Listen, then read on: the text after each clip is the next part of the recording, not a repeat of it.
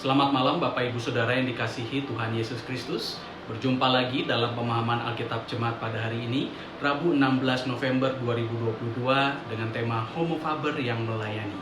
Bersama saya Pendeta Nathaniel Valentino. Hari ini kita akan mendalami bacaan Alkitab dari 2 Tesalonika 3 ayat 6 sampai 13. Sebelum kita membaca dan mendengarkan firman Tuhan, marilah kita terlebih dahulu bernyanyi bersama nyanyian Kerja Buat Tuhan Selalu Manise.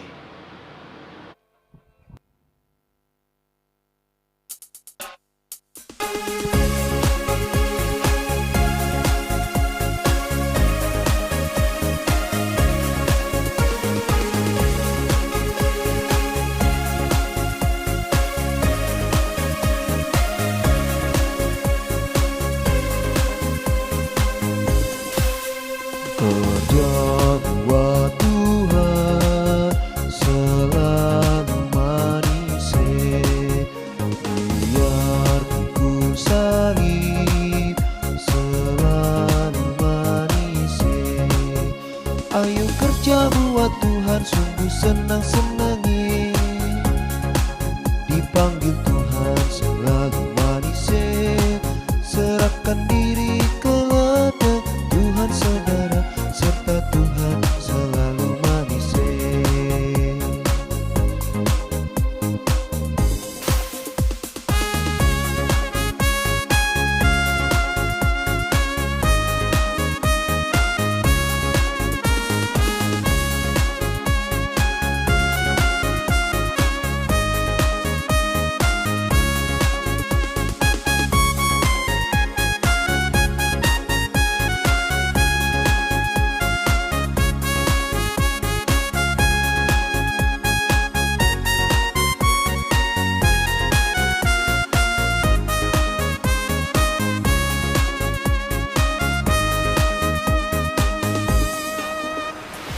Kerja buat Tuhan selalu manise, biar pikul salib selalu manise. Ayo kerja buat Tuhan, sungguh senang-senangi, dipanggil Tuhan selalu manise. Serahkan diri ke ladang Tuhan saudara, serta Tuhan selalu manise. Manise, manise, ikut Tuhan selalu manise.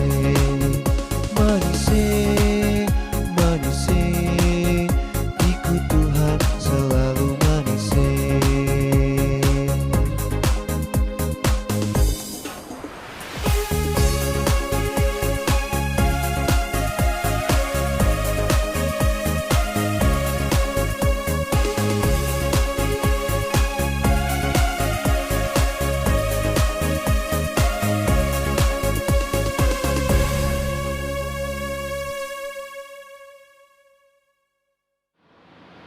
Mari kita bersatu di dalam doa. Allah yang kami kenal, di dalam nama Tuhan Yesus Kristus, Juru Selamat kami yang hidup, tibalah saatnya bagi kami untuk membaca dan mendengarkan firman-Mu. Berikanlah hikmat-Mu kepada kami Tuhan, agar kami mengerti dan memahami apa yang menjadi maksud-Mu dalam kehidupan kami ini. Inilah kami anak-anak-Mu, kami siap menyambut kebenaran firman-Mu. Di dalam nama Tuhan Yesus Kristus, Juru Selamat kami yang hidup, kami berdoa. Amin. Bacaan firman Tuhan diambil dari 2 Tesalonika 3 ayat 6 sampai 13. Demikianlah firman Tuhan tertulis. Tetapi kami berpesan kepadamu, saudara-saudara dalam nama Tuhan Yesus Kristus, supaya kamu menjauhkan diri dari setiap saudara yang tidak melakukan pekerjaannya dan yang tidak menurut ajaran yang telah kamu terima dari kami. Sebab kamu sendiri tahu bagaimana kamu harus mengikuti teladan kami. Karena kami tidak lalai bekerja di antara kamu, dan tidak makan roti orang dengan percuma. Tetapi kami berusaha dan berjerih payah siang malam, supaya jangan menjadi beban bagi siapapun di antara kamu. Bukan karena kami tidak berhak untuk itu, melainkan karena kami mau menjadikan diri kami teladan bagi kamu, supaya kamu ikuti. Sebab juga waktu kami berada di antara kamu, kami memberi peringatan ini kepada kamu. Jika seorang tidak mau bekerja, janganlah ia makan. Kami berkata ini karena kami dengar bahwa ada orang yang tidak tertib hidupnya dan tidak bekerja, melainkan sibuk dengan hal-hal yang tidak berguna. Orang-orang yang demikian kami peringati dan nasihati dalam Tuhan Yesus Kristus, supaya mereka tetap tenang melakukan pekerjaannya dan dengan demikian makan makanannya sendiri. Dan kamu, saudara-saudara, janganlah jemu-jemu berbuat apa yang baik. Demikianlah pembacaan Alkitab kita. Diberkatilah kita yang membaca, merenungkan, dan melakukan firman Tuhan di sepanjang kehidupan kita setiap hari. Haleluya. Homo faber yang melayani. Saudara terkasih, homo faber adalah sebuah ungkapan yang berasal dari zaman Romawi kuno yang berarti manusia pekerja. Ungkapan ini menjadi populer karena tulisan Max Frisch, seorang penulis asal Swiss berjudul Roman Homo Faber. Dalam konsep ini, kemampuan manusia diukur berdasarkan prestasi kerjanya maupun apa yang dihasilkan oleh manusia itu sendiri. Dalam konsep ini, manusia mampu mengenal dirinya melalui apa yang mereka kerjakan. Nilai-nilai kehidupan manusia ditemukan melalui apa yang mereka kerjakan. Pendek kata, konsep Homo Faber mau mengatakan kepada kita bahwa bekerja itu penting dan bernilai dalam kehidupan iman Kristen. Dalam kehidupan iman Kristen sendiri, bekerja pun adalah sesuatu yang memiliki makna spiritual. Bekerja bukanlah sebuah hukuman dari Tuhan, seperti yang selama ini kita salah pahami. Bekerja adalah suatu tugas yang Tuhan percayakan kepada manusia sejak dahulu kala. Kita bisa menyaksikan sendiri dalam Kejadian 2 ayat 15. Ada firman Tuhan tertulis di sana. Tuhan Allah mengambil manusia itu dan menempatkannya dalam Taman Eden untuk mengusahakan dan memelihara taman itu. Mengusahakan dan memelihara Taman Eden adalah suatu pekerjaan yang Allah percayakan kepada manusia dahulu kala. Namun setelah manusia jatuh dalam dosa, kemurnian kerja menjadi turut ternodai. Kerja yang semula adalah anugerah berubah menjadi sesuatu yang mendatangkan penderitaan. Kemurnian kerja kemudian dipulihkan saat Yesus Kristus hadir di dunia. Kerja menjadi sebuah ungkapan kasih kita kepada Tuhan. Kerja menjadi tanda bahwa kita mengoptimalisasi karunia-karunia yang Tuhan anugerahkan untuk menghadirkan tanda-tanda kerajaan Allah di dalam kehidupan kita sehari-hari. Saudara terkasih, berbicara tentang bekerja, bacaan Alkitab dari 2 Tesalonika 3 ayat 6-13 pada hari ini memberikan kita petunjuk bagaimana memaknai pekerjaan itu. Saudara terkasih, Tesalonika adalah salah satu kota yang menjadi destinasi pelayanan penginjilan yang dilakukan oleh Paulus bersama rekannya yang bernama Silas. Buah dari pelayanan Paulus dan Silas di Tesalonika adalah berdirinya gereja di kota Tesalonika. Jemaat di kota ini terbilang unik karena terdiri dari orang-orang Yahudi dan orang-orang Yunani, yang kita tahu bahwa masing-masing dari suku itu memiliki pengaruh agama, budaya, dan tradisi yang cukup kuat bagi para pemeluknya. Tetapi berkat kasih karunia Tuhan yang nyata melalui pelayanan Paulus dan Silas, orang-orang di Tesalonika memperoleh hikmat yang membuka hati dan pikiran mereka sehingga mereka berkomitmen untuk menjadi pengikut setia Tuhan Yesus Kristus. Sama halnya dengan di kota-kota lainnya, Paulus dan Silas mendapat pertentangan dari pemerintah kota. Pemerintah menganggap bahwa Paulus dan Silas telah memperkenalkan raja lain selain Kaisar Romawi. Bagi Kekaisaran Romawi, menjunjung tinggi raja lain adalah suatu pemberontakan kepada kaisar. Seperti yang kita tahu bahwa di dalam penginjilannya, Paulus dan Silas memang getol memperkenalkan Yesus sebagai raja sejati. Yesus Kristus memang raja, tetapi dia bukan raja seperti yang ada dalam pemikiran pemerintah kota Tesalonika pada saat itu. Tetapi sekalipun demikian, pemerintah kota Tesalonika tetap tidak menyukai aktivitas Paulus dan Silas di kota tersebut. Oleh karena itu, pemerintah kota menciptakan situasi yang tidak nyaman baik bagi Paulus dan Silas maupun orang-orang Kristen yang ada di kota itu. Paulus dan Silas pada akhirnya terpaksa pergi meninggalkan kota itu.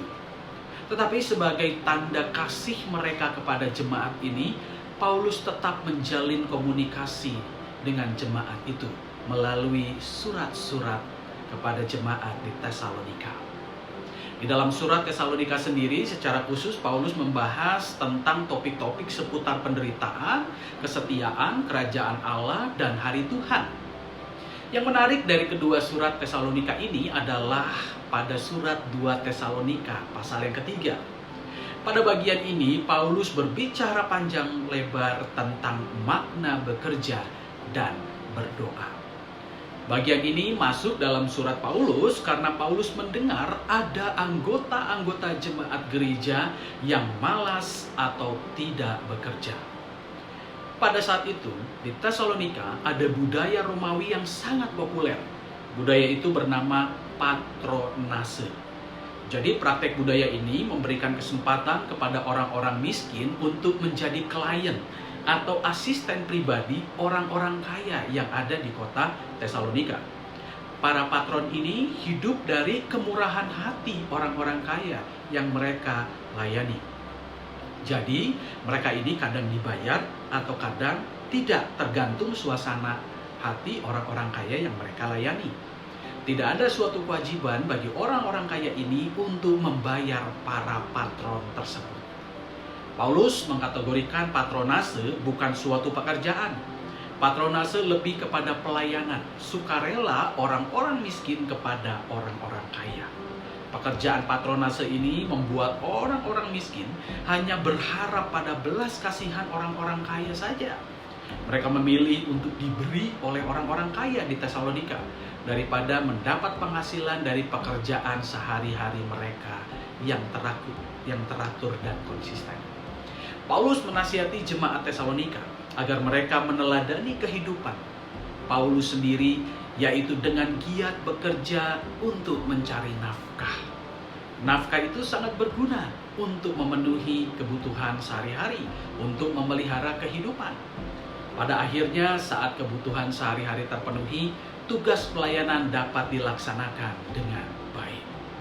Paulus berkata, "Sebab kamu sendiri tahu bagaimana kamu harus mengikuti teladan kami, karena kami tidak lalai bekerja di antara kamu dan tidak makan roti orang dengan percuma. Tetapi kami berusaha untuk berjerih payah siang malam, supaya jangan menjadi beban bagi siapapun di antara kamu." 2 Tesalonika 3 ayat 7-8. Pendek kata, Paulus mengajak jemaat Tesalonika untuk tetap giat bekerja dalam mencari nafkah dan tidak hanya berharap pada kemurahan hati orang-orang. Kemurahan hati orang-orang yang didapati oleh mereka bukanlah suatu nafkah, melainkan anugerah, bonus, atau suatu berkat tambahan. Nafkah diperoleh karena giat bekerja. Saudara terkasih, ada suatu ungkapan Latin yang tidak asing di telinga kita. Ungkapan itu adalah ora et labora, berdoalah dan bekerjalah. Ungkapan ini menekankan bahwa berdoa mesti dibarengi dengan bekerja. Jika kita meminta sesuatu kepada Tuhan melalui doa, kita barengi dengan usaha atau kerja untuk memperolehnya, sambil tetap berserah kepada Tuhan. Bukan hanya itu, bekerja juga mesti dibarengi dengan berdoa. Jadi saat kita bekerja, kita tidak lupa bahwa segala sesuatu yang kita peroleh, kita capai, dan segala sesuatu yang kita usahakan itu berada dalam penyertaan Tuhan dan bukan semata-mata perbuatan atau hasil usaha kita sendiri. Saudara terkasih, sekalipun ungkapan ini baik, saat merenungkan ungkapan ini kita agak tergoda untuk memisahkan antara kehidupan kerja dan kehidupan doa. Kerja bagi kita adalah kehidupan duniawi, dan doa adalah kehidupan rohani. Di samping ungkapan tersebut, ada ungkapan lain yang mungkin bisa melengkapi ungkapan sebelumnya. Ungkapan Latin itu adalah laborare est orare. Bekerja adalah doa. Ungkapan ini mungkin lebih cocok untuk merangkum pesan firman Tuhan dalam 2 Tesalonika 3 ayat 6 sampai 13 yang kita baca dan kita dalami bersama-sama pada hari ini. Jadi bekerja bukanlah aktivitas mencari nafkah biasa. Bekerja adalah doa kita kepada Tuhan. Saat berdoa, kita menaikkan ungkapan syukur dan pengharapan kita kepada Tuhan. Sama halnya dengan berdoa, bekerja adalah ungkapan kata-kata syukur dan pengharapan kita kepada Tuhan. Dengan memandang bekerja adalah doa, kita bisa melihat bekerja secara lebih rohani. Saudara terkasih, inilah pesan firman Tuhan bagi kita pada hari ini. Marilah kita giat bekerja, bukan semata-mata untuk mendapatkan nafkah saja, melainkan karena bekerja adalah ungkapan syukur dan pengharapan kita kepada Tuhan. Selamat memaknai kehidupan kerja kita dimanapun kita berada, sekecil apapun pekerjaan kita. Tuhan Yesus selalu memberkatinya. Kiranya firman Tuhan ini memberkati kita dan menguduskan kita untuk melakukan kerja-kerja bersama dengan Tuhan. Tuhan Yesus menyertai. Amin. Saudara terkasih, mari kita bersama-sama bersatu di dalam doa.